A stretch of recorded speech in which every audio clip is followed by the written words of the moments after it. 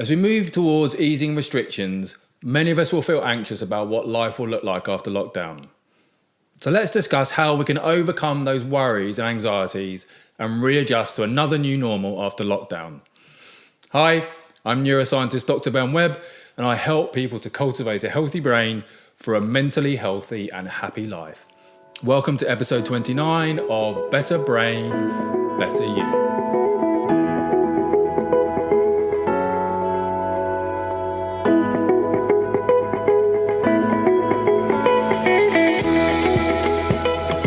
Hey, how are you doing? All good, I hope. Thanks so much for joining me today. It's a real pleasure to be here with you. And if you're watching on YouTube, please do make sure to subscribe to our channel and hit the notification bell. We release videos every week for brains of all ages. So this last year has seen many of us stuck at home for months on end with limited social interaction, having to work while also homeschooling and grappling with serious fears about the health of our loved ones. And many of us have been left with what can only be described as some sort of lingering brain fog.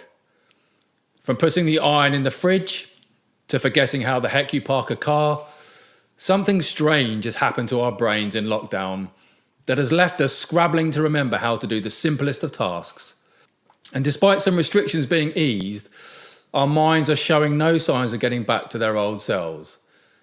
And now that we have a roadmap out of lockdown in the UK, the gradual easing of restrictions brings much anticipated opportunities to see family, play sport, resume contact with friends in the real world, or get back to work doing the things that we value.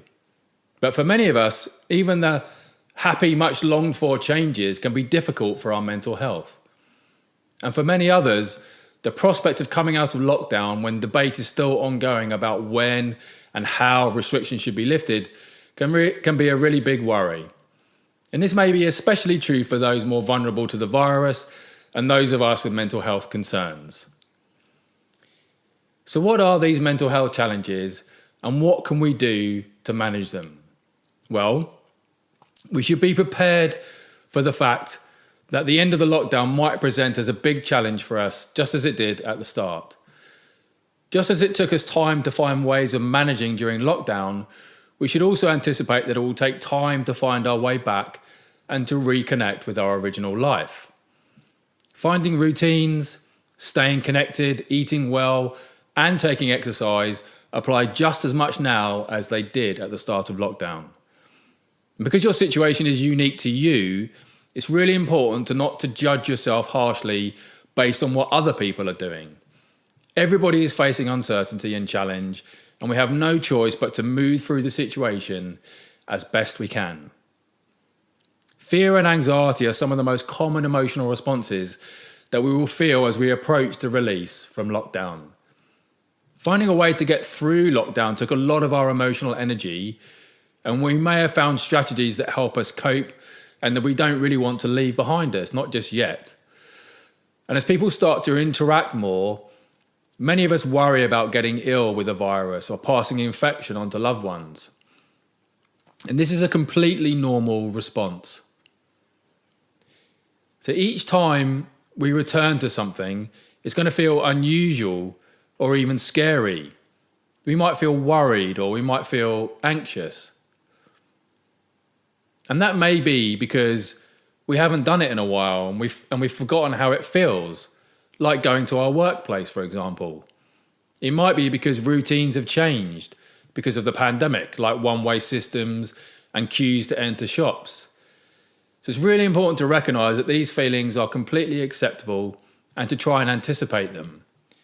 It's only by gradually building up tolerance that we can move through these worries. We might feel angry or frustrated at other people's behaviour and feel the urge to rush to judgment or make comments about them that reflect our anxiety. It's important to share these concerns with people that we trust, but also to bear in mind that you can't control others' behaviour. Perhaps try and express your frustration quickly and privately with someone you trust, and then, if you can, let it go. If we hold on to things, we can end up ruminating, overthinking and worrying about things in our heads. And for many of us, the pandemic has increased our anxiety or made existing mental health issues much worse. So it's very easy to allow the isolation that was necessary in lockdown to become deliberate seclusion as lockdown lifts. For many people, lockdown has been relatively quiet and isolated. Coming back into shops, traffic, transport and work might lead to sensory overload, feeling overwhelmed by sights, sounds or smells. So headphones might be good here. They could be a good way to reduce some of this by helping you to focus and creating a distraction with calls or music or podcasts or audiobooks, gradually easing your brain back into these heightened sensory environments. So I've got some other effective strategies for you as well to help cope with fear and anxiety as we move forward into the new situation. To control what can be controlled. There are a lot of things that you can't control that cause you fear and anxiety, but there are many things that you can manage or plan for. So having a plan in place for managing things you might find difficult can really help. Pace yourself. Recognizing that you need to go at the right pace for you is really important. Don't let others bully or pressure you into doing things you don't want to do. But try not to let that be an excuse not to push yourself, especially when it comes to reconnecting with friends safely outside your home when rules allow and the time is also right for you. It can be hard to let others move forward without you. So maybe your child wants to see friends or needs to return to school or even work, but you can't yet. It's important to discuss these concerns with those close to you, but also allow other people space to move at their own pace. Build up tolerance. Try doing something that challenges you every day or every few days. Don't beat yourself up if it doesn't go well, but keep at it. Keep a note of things that you've achieved, enjoyed, surprise yourself by doing. Vary your routines. Try and vary your routine so that you see different people and encounter different situations. This is really good for the brain. So for example, if one supermarket makes you nervous, try another. If a walk at one time of the day is very busy, try mixing walks at busy times with walks at quieter times. Talk to your colleagues and bosses at work. Many workplaces are allowing more flexible working even if people need to return to them. If you're finding it hard to get to work or do particular shifts or activities because of anxiety or fear, speak to your manager or a colleague that you trust if that feels right for you. Now, how can we cope with this uncertainty as we come out of lockdown? Well, during lockdown, there's been a lot of talk of a new normal. But what's normal is constantly evolving, and uncertainty in managing risk is going to be the reality for the foreseeable future. This is not something that's comfortable for many of us, particularly when we're only just about coping with our mental health. The new normal for most of us will mean what we need to do to get through today or this week.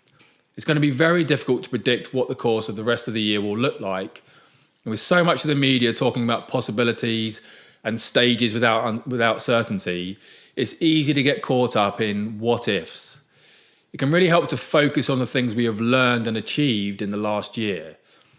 Most of us have been tested in ways we never imagined, have passed those tests, and found new ways to manage or even flourish.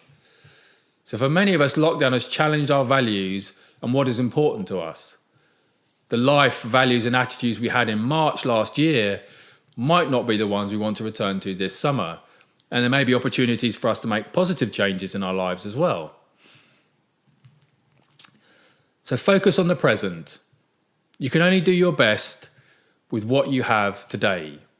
With regulations changing frequently and lots of conflicting media discussions, try and keep a focus on the moment. Mindfulness meditation is one way of bringing your mind back to the present moment. Bring things that are certain back into focus. Whilst a lot of things are uncertain at the moment, there are also things to be hopeful about with the roadmap out of lockdown. So try to record and appreciate good things as they happen. Try and take opportunities to reset and relax. Talk to people you trust. It's important to talk about how you feel. Don't dismiss your concerns or judge yourself too harshly. You may also be able to find like-minded people online, but try and get outside perspectives as well. So as we move out of lockdown, it's going to be possible to start picking up our social lives again, albeit with changes for the foreseeable future.